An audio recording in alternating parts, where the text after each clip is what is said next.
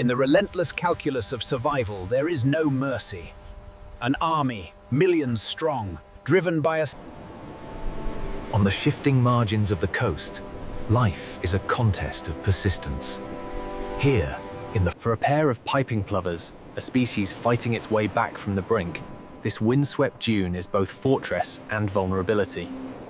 For weeks, she has been a statue of devotion, guarding a clutch of 4 precious eggs. Each passing moment is a victory, a delicate triumph against the endless threats of the open beach. And now, her vigil is about to be rewarded. The promise of new life is beginning to break through. Her mate returns from his patrol. The partnership is a seamless dance of shared duty. His calls are a constant reassurance, a signal that the perimeter is secure. But security is an illusion. Miles away in human terms, but only yards in this miniature world. For the colony, a discovery like this is a fortune, a treasure of sugar and energy that must be claimed. The scout wastes no time. It lays down a chemical highway, a pheromone trail, an irresistible summons to its sisters. A single ant, driven by millions of years of instinct, is about to alter the fate of the entire dune. The news spreads like wildfire, passed from antenna to antenna, a chemical cascade of excitement and purpose. The response is immediate. The colony, a single superorganism, mobilizes its forces. Unaware of the gathering army, the plovers continue their delicate work. Their world is, for now, confined. The trail is now a highway. The colony commits more and more of its foragers to the prize. There is no individual thought, only collective will. A singular purpose, executed by thousands. As one force marches to consume, another struggles to be born. The nest is on the cusp of transformation. The first objective is secured. But for a fire ant colony, every food source is just a base camp for further exploration. The search never stops. A single explorer, now breaking from the main force, pushes into new territory. And then, a discovery of far greater value than fruit. A source of protein. A treasure trove for the colony's growing larvae. A new signal is sent, not of treasure found, but of a prize to be conquered. Life, fragile and triumphant. For a fleeting moment, the world is a place of profound tenderness. Directive spreads. The new trail is stronger, more urgent. It promises a richer reward. The army pivots. A river of living weapons changes its course, flowing now towards the unsuspecting nest. The male's warnings grow more frantic. He knows the enemy is close, even if he cannot yet see it. On the nest, the female can only shelter her young and trust in her mate's defense. The enemy is at the gate. The siege is about to begin.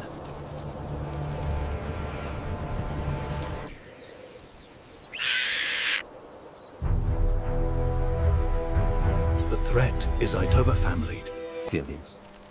The first line of defense is deception. The male performs a desperate, brilliant act of theater, offers. But this is not a predator with a single mind. It is an arm, guided by an invisible map. Deception has failed. Now, only confrontation remains. He fights with the fury of a cornered parrot, a giant against a legion. But the legion feels no loss, no fear. The battle shifts. The swarm is now on him. Each soldier carries a payload of venom, a burning promise of pain. Pain is a powerful weapon. The 1,000 tiny stings are designed to break the will of any defender, no matter its size.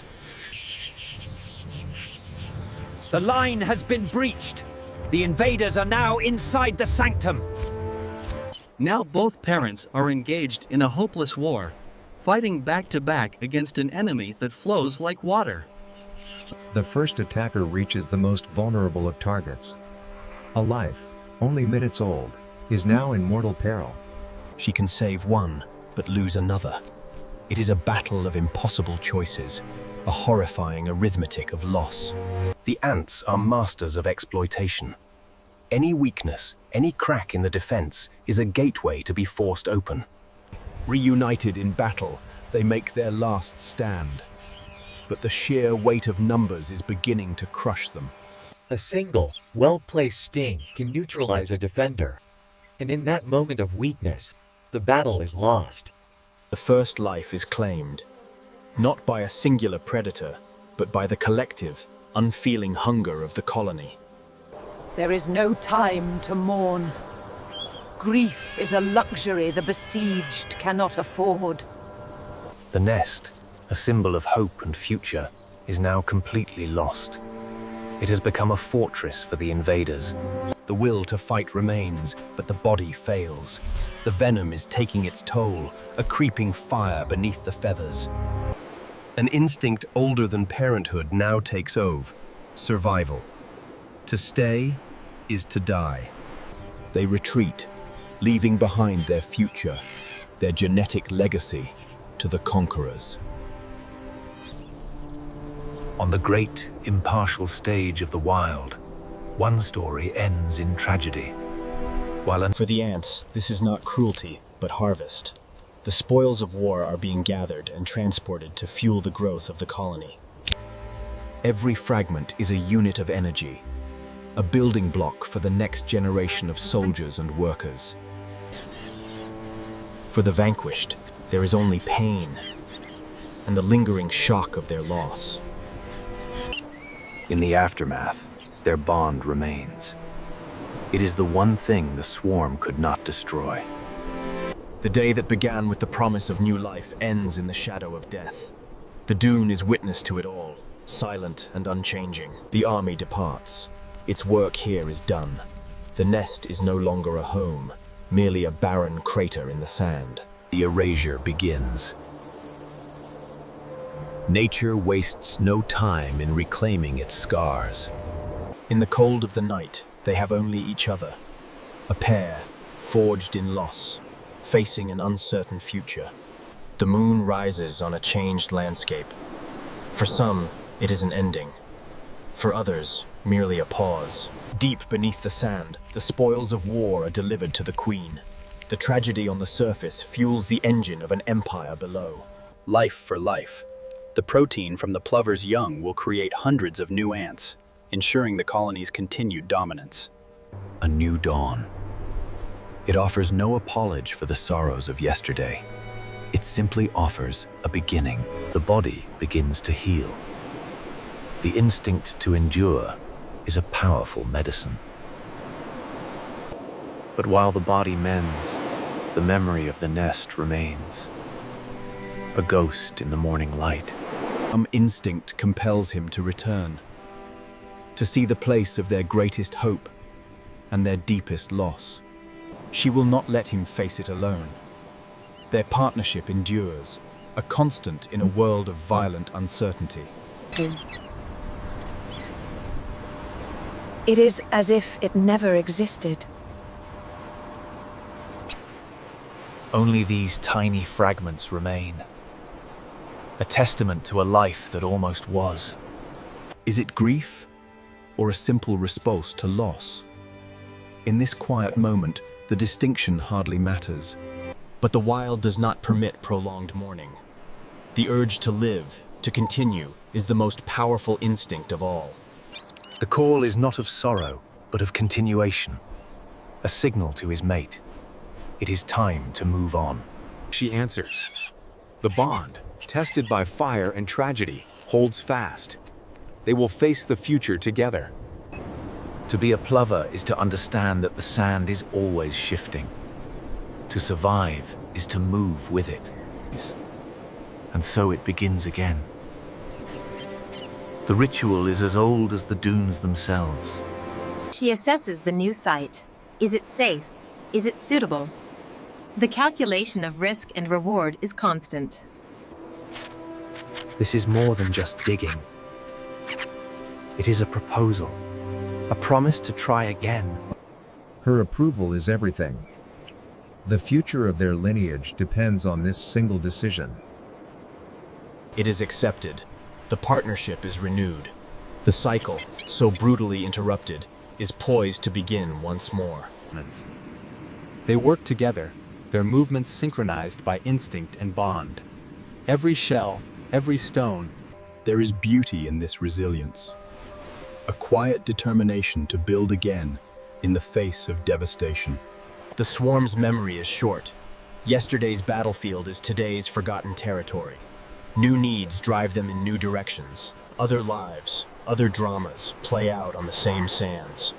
The plover's tragedy is but one story among thousands. They have chosen their ground. Once more, they will pit their courage and devotion against the indifference of the world.